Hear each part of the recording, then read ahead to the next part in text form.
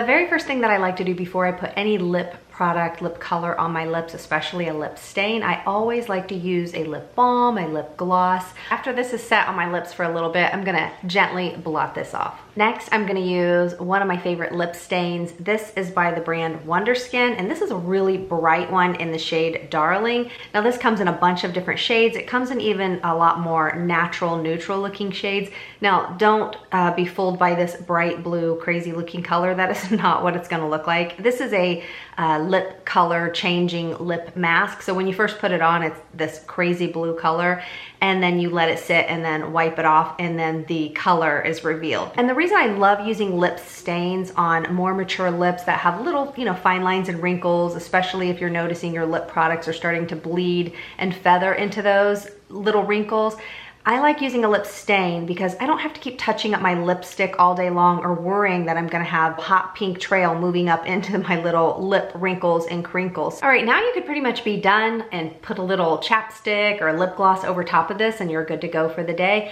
But I don't like to wear it this intense, and I like to, if I'm really trying to prep my lips and make my lips look the way I want them to look for the day, I like to go a couple little steps further, but of course you do not have to do all these extra steps. You pretty much, if this is the color that you like, you're finished. Or if you're in a hurry and you just want to do the steps I just did, apply it, wipe it off, just pick a shade that's more fitting for your skin tone. Like I said, this comes in a bunch of different shades. It comes in even brighter shades, reds, pinks. It comes in even lighter, more neutral, kind of your lips, but better. So what I'm gonna do now, I'm just going to kind of make this look a little more precise, and I'm gonna just take a concealer. You can use any concealer. This is like one of a sample size that I got at Sephora of one of the Hourglass concealers. I actually really like this under my eyes, but I'm just gonna use this to kind of clean up the edges around my lips, and it's gonna look crazy what I'm doing, but just trust the process. Once it's all finished in the end, it'll look the way I want it to look. Now I'm gonna line my lips. This one needs sharpened, but that's okay. I'll make it work.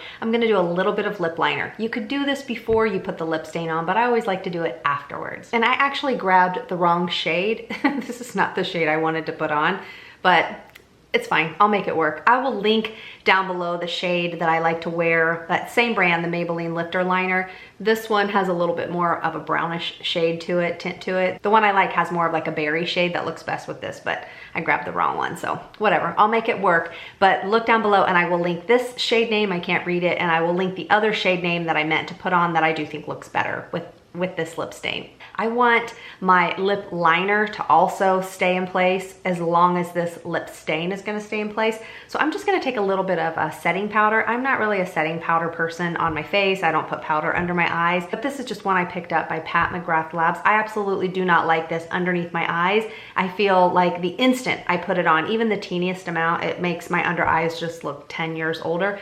But instead of returning it, I repurposed it, and I'm gonna use it to set my lip liner in place, and it will set it in place for a very, very long time.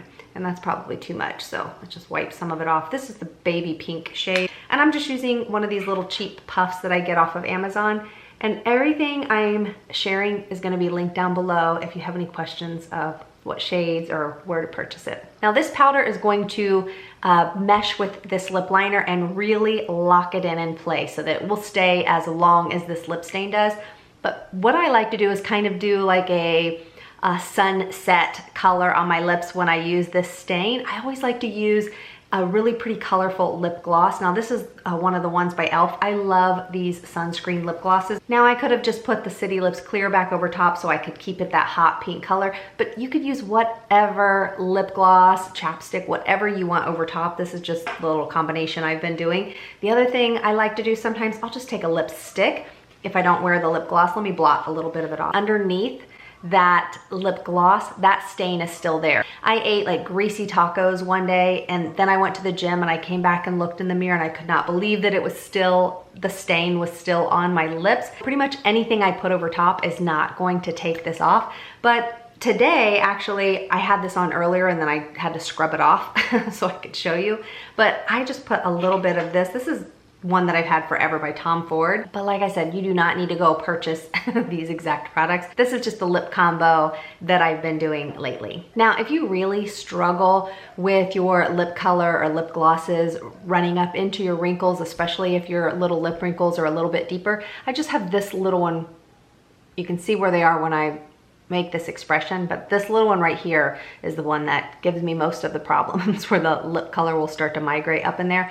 But if you have that issue, you know, you don't have to use a tinted lip gloss, you don't have to put a lipstick over top, just put the stain on by itself and then just put a clear chapstick or a clear lip gloss over top if you prefer a really glossy lip. And if anything does migrate in, it's not gonna be that noticeable because it's a clear product that you're putting on over top. Oh, and one other thing I totally forgot to mention, if I want to kind of set my lip gloss in place, instead of using a powder that of course is going to totally change the color of my lips and make it look kind of like crusty and powdery, I will take a blush, a colorful blush, any color, and this is just one that I use often. Of course I love this on my cheeks, but I will just kind of run my finger in it and take this shade, just kind of press it over top of my lip gloss, and this kind of acts as a setting powder and it'll set everything in place as well. And you don't have to use this exact blush, just use whatever your favorite blush is, or perhaps you purchased a blush and you just didn't really like it on your cheeks, use that as your setting powder on your lips. So if you struggle with your lip product migrating into your little fine lines and wrinkles around your mouth, try this little hack, tip, trick, whatever you wanna call it, and let me know how it works for you. Again, I will link all of the products that I shared in this video down below in the description box. Leave a comment with your favorite lip product, especially one that's great for little lip lines, wrinkles, and crinkles, or if you have a different technique of how you like to keep your lip product from migrating all day long, leave that comment down below. I love hearing from you guys and what little tips and tricks work from you, and other people that like to read comments. I'm sure they appreciate your recommendations as well. Thanks so much for watching, and I'll see you in the next video.